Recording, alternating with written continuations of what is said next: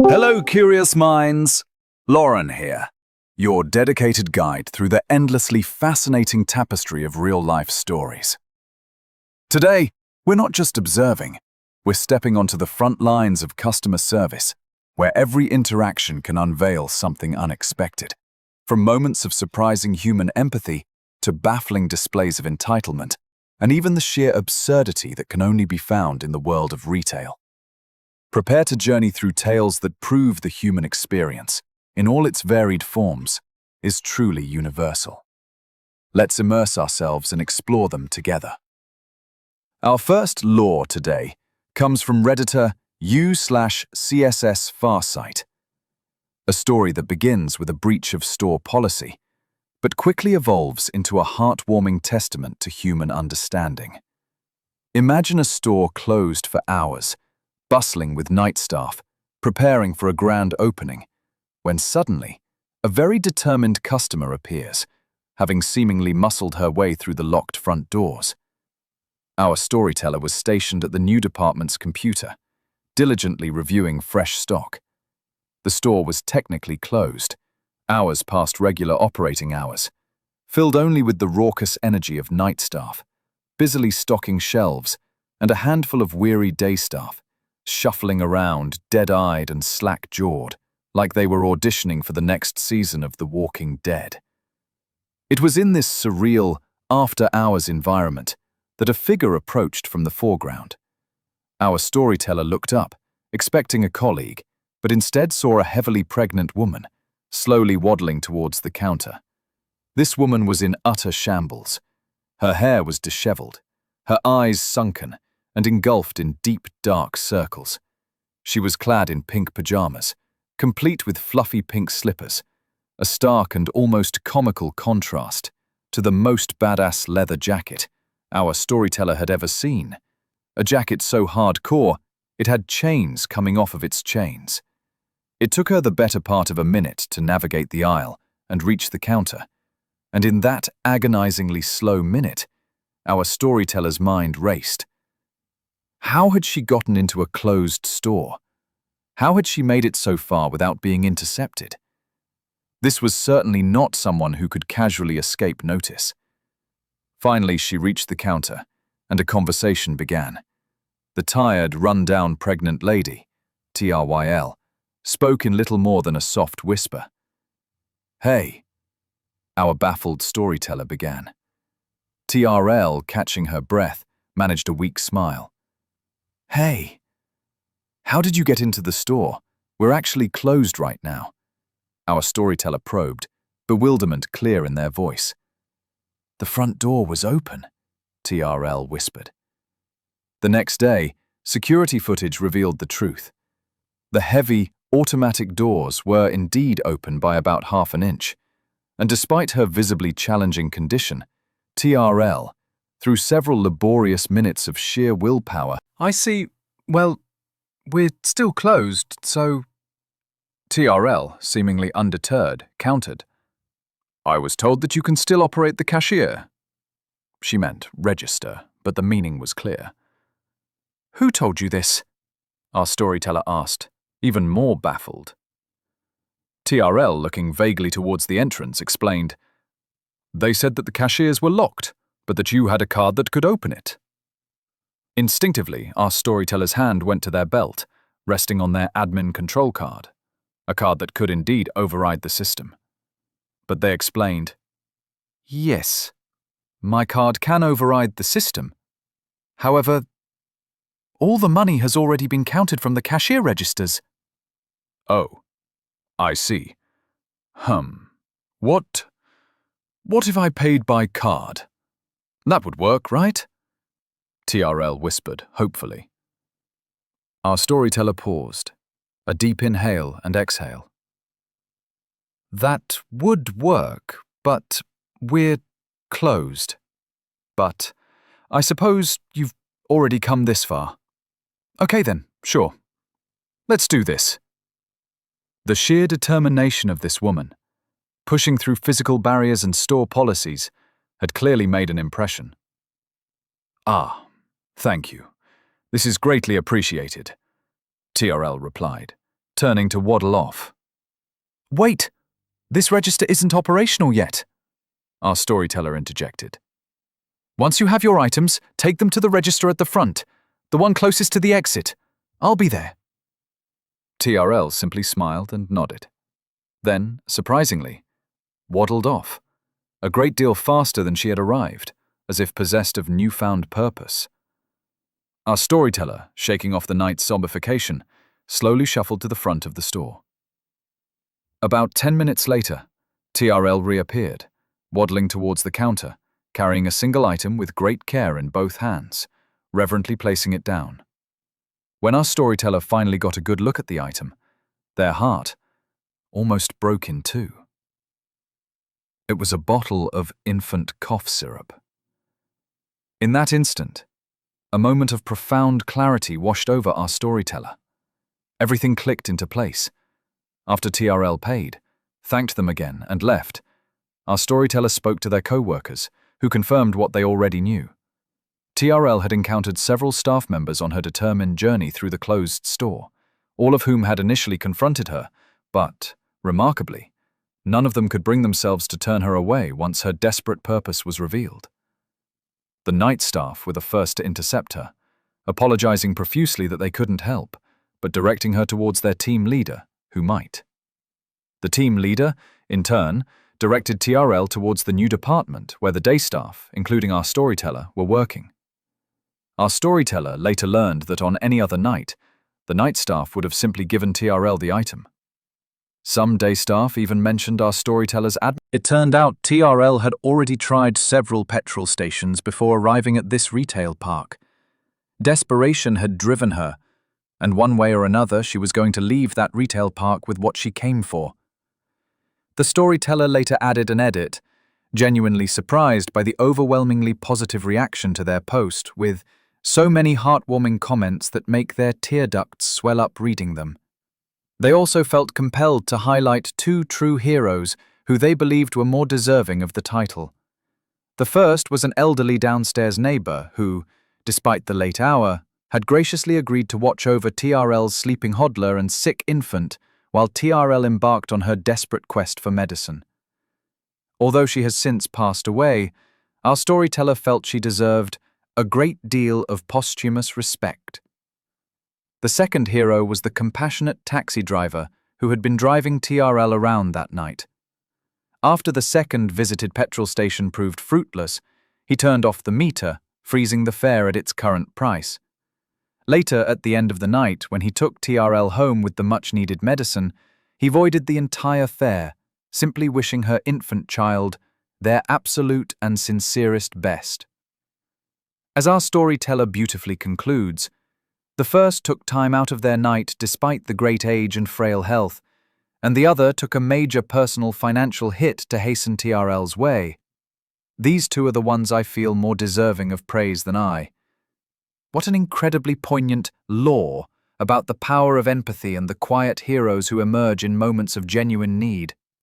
It reminds us that even within the confines of rules and policies, human kindness can find a way to shine through. If this story touched your heart as much as it did mine, please take a moment to give this video a like. Your support helps more curious minds discover our collection of found laws. And tell me, have you ever witnessed or been a part of an act of unexpected kindness in a retail setting that defied the usual norms? Share your heartwarming stories in the comments below. We'd love to hear how empathy found its way into your day. Now, let's transition from a tale of profound understanding to one that tests the very limits of logic and patience. As our next lore delves into a baffling request, can't you just buy it for me? This next story, shared by Redditor u/ironsprite, an assistant manager, introduces us to SW Senile Woman, as there's really no other explanation. The setting is a shoe store, just a few days before the telling of the hail. Our storyteller had just clocked in for their closing shift when the phone rang. "Good afternoon, thank you for calling Shoe Store. How may I help you?" "Oh, hi. I was in your store earlier today looking at a pair of shoes, and I'm just kicking myself for not buying them. I'd like for you to ship them to me." Our storyteller, knowing the store's firm policy, politely explained, Unfortunately, we are unable to take orders over the phone, but I'd be glad to put them on hold for you. SW immediately launched into a dramatic lament.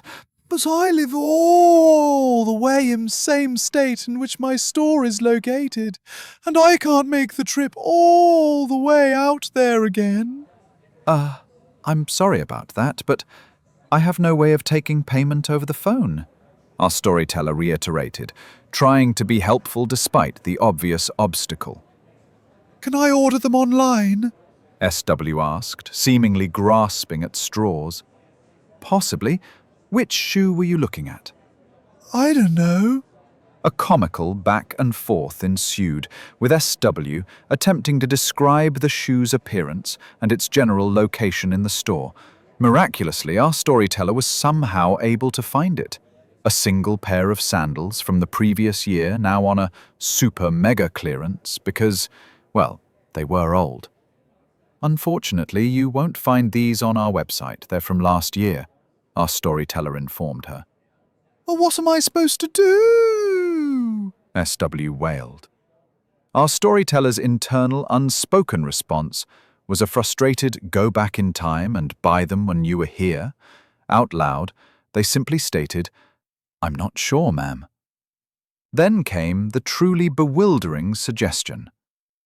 Oh, you can ship them to me, and when I get them, I'll mail you a check. Sorry, ma'am, I can't send out merchandise that has not been paid for, our storyteller firmly replied. SW, growing increasingly frustrated, resorted to the classic demand, "Is there anyone else there I can talk to? A manager?" Our storyteller, trying to suppress laughter as their actual manager was standing nearby, shaking his head and clearly overhearing the one-sided absurdity, responded, "No, I'm the only manager here right now." And then, the moment that truly defines this law. "Well then, you can buy it for me and I'll mail you a check." Excuse me? Our storyteller managed, utterly flabbergasted. They're not even $20. You pay for it, and I'll send you a personal check. I'm good for it. SW insisted, completely serious. I'm not going to do that, was the direct, unwavering reply. Well, is there anyone else there who would? No, ma'am. No one here is going to buy your shoes for you. The manager's staring intensified, and both employees exchanged the unspoken, "I can't wait to talk about this one" look. SW, still refusing to accept reality, persisted. Well, I mean, this is ridiculous. All I want is those shoes, and no one will help me, so there's nothing you can do? No, ma'am. I'm afraid there isn't, our storyteller confirmed. Well then, thanks a lot. Click. Our storyteller immediately burst out laughing, regaling their manager with the full, ludicrous conversation. A nearby customer, overhearing the delightful absurdity, also began laughing along. The storyteller then spent most of their remaining shift hiding in the back room, feeling they had certainly earned it. In an edit, our storyteller expressed surprise and gratitude for the positive reception, and even gold their post received, humorously thanking the crazy lady too. May she find the shoes she's looking for. What an astonishing lore about the incredible lengths some customers will go to, and the even more incredible requests they will make. This story truly captures the baffling yet often comical side of customer service. If this tale made you shake your head in disbelief or chuckle at the sheer audacity, please consider hitting that like button. It helps more curious minds like ours discover these gems. And tell us, what's the most outrageous or illogical request a customer has ever made of you or someone you know in a retail setting? Share your unforgettable encounters in the comments below. Let's marvel at the unique logic of the customer together. From a tale of unbelievable demands, we now pivot to a story of astounding patience. From the store side, that is, and a customer's truly exceptional forgetfulness. Prepare for a lore where an item waited not for days or weeks, but for 3 years to be picked up. This next fascinating lore comes from Redditor u/RadioLady93, set in a charming, locally owned jewelry store. Here, the jeweler, a master craftsman, had been repairing and selling high-end jewelry for an incredible 52 years. Over 70 years old, he still worked like a madman, his business a testament to efficiency, reasonable pricing, and high quality. For repairs, customers had to leave their precious pieces for several weeks to allow them to be placed in line. When the jeweler was ready, the store would call the customer with a price quote. If approved, the repair was typically completed within 24 hours. If declined, the repair was marked as "did not repair" in their system, filed in a completed repairs bin, and could be picked up at no charge. A crucial detail. When customers left an item, they received a claims ticket clearly stating "not responsible for pieces left over 60 days from completion of repair." They also diligently took down the customer's name, address, and multiple phone numbers to ensure proper contact. Enter the customer. The year was 2014, the month February. She left her ring for repair. Weeks later, the jeweler examined it and found the original ring too fragile and cannot be repaired. They called the customer, who stated she would come get it. Now, as our storyteller clarifies, jewelry is something you don't just throw out after 60 days. The warning on the ticket was merely to encourage prompt pickup, preventing their safe from being perpetually full. They also meticulously kept records of all phone calls, dates, times, and whether they reached the customer or left a voicemail. Fast forward to January 2016. The store was conducting its biannual "Call everyone who still has jewelry here" routine. Our storyteller noticed this particular repair had been there a long time, with over 6 documented calls made to the customer. Trying again, they found the number disconnected. After 2 years, they reasonably concluded the woman might be deceased or ill, and no one knew to claim the piece. Given it was a piece of junk anyway and broken beyond repair, they made the difficult decision to dispose of it. The date now shifts to April 2017. A woman enters the jewelry store, stating she's there to pick up a repair. When our storyteller looked it up, the system indicated it was picked up in January 2016. Naturally, the woman was furious, believing someone else had claimed her item. Digging through paper receipts from over a year ago, they found the note confirming the repair had been discarded. They explained the disposal and their reasoning, apologizing but stating there was nothing to be done. Our storyteller's favorite part? The customer's indignant question, "But why didn't you call me?" "Ma'am, we did call you," our storyteller calmly replied. "We spoke with you several times, as I see here in our notes, and you kept saying you would come pick it up." They continued, "But after 2 years, your number was disconnected and you did not leave another method of contact. If you look at our ticket, you will see that there is a warning that we are not responsible past 60 days. We did you the favor of keeping your item for 2 years, but there is nothing else I can do for you." Our storyteller honestly wasn't sure what she even wanted with that junk item anyway. What an astonishing law about the incredible patience of some businesses and the equally incredible forgetfulness, or perhaps audacity, of some customers. It truly highlights the challenges of managing inventory and expectations in a service industry. If you found this tale of prolonged patience as mind-boggling as I did, please consider hitting that subscribe button to join our growing community of found laws enthusiasts. And tell us, what's the longest you've ever had to wait for something, or the longest you've held on to something for someone else before giving up hope? Share your stories of patience and perseverance in the comments below. From a dispute over an old, discarded item, we now transition to a firm stand on store hours and the limits of customer demands. Prepare for a law where closed is closed, and a young worker learns the true meaning of boundaries. Our final law for today, shared by Redditor u/IT Turtleman, takes us to a local pharmacy/gift shop. Our storyteller, only 16 years old, generally enjoyed working with the pretty chill older folks who frequented the store. However, one particular Sunday was a special exception. The pharmacy closed at 3 p.m. on Sundays. Around 2:58 p.m., our storyteller stood by the door waiting for the all-clear to lock up. There was still one man in the back apologetically struggling to get his prescription filled, but it was all fine. The plan was to wait for him to finish up and then unlock the door for his exit. But precisely as the clock hit 3 and the boss gave the thumbs up, a car came speeding into the parking lot, screeching to a halt right out front. Our storyteller knew with a sinking feeling that they were about to confront already pissed-off-looking old lady and inform her that she'd have to wait until tomorrow. From this point forward, she would be known as RB, Raging Bitch. Our storyteller unlocked the door and poked their head out. "I'm sorry, ma'am, but we just closed," they began politely. "If there's something in particular you're looking for, it's possible they have it over in neighboring supermarket." RB immediately bristled. "What the hell do you mean you're closed? It's 3 o'clock in the afternoon." "Yes, man, we close at 3 on Sundays," our storyteller calmly explained.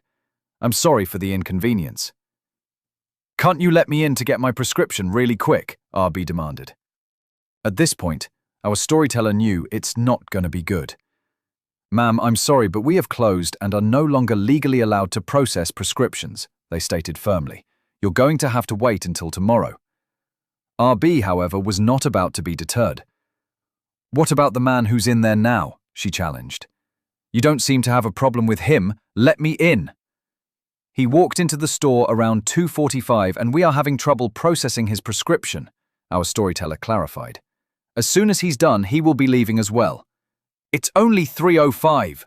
Let me in!" RB screamed, seemingly ignoring all logic. "Closed is closed, ma'am. I'm sorry," was the resolute reply. At this point, our storyteller closed the door and re-locked it, waiting for the man in the back to finish up. RB begins pounding on the door, ordering to see the boss. Luckily, the boss and the customer in the back had just finished up and both walked towards the front door. As our storyteller unlocked it for the departing customer, RB saw her chance and tried to force herself in to get her prescription. It was at this crucial moment that the boss stepped in. "Miss, I'm sorry, but we are closed now," the boss stated, his voice firm. "You'll have to come back tomorrow for your prescription." "What the hell is wrong with you people? You're denying me my medication. I need it," RB shrieked. The boss, with a calm authority, asked, "How many doses do you have left?" "Enough to last through Tuesday, but RB began to protest. "Great, see you Tuesday," the boss interjected, cutting her off decisively. He then simply closed the door in her face, which, predictably, prompted more furious shouting. As the staff left and locked up, RB continued screaming at them until they all drove off. Our storyteller added a humorous postscript. She was back today and got her prescription. Somehow she survived through the night.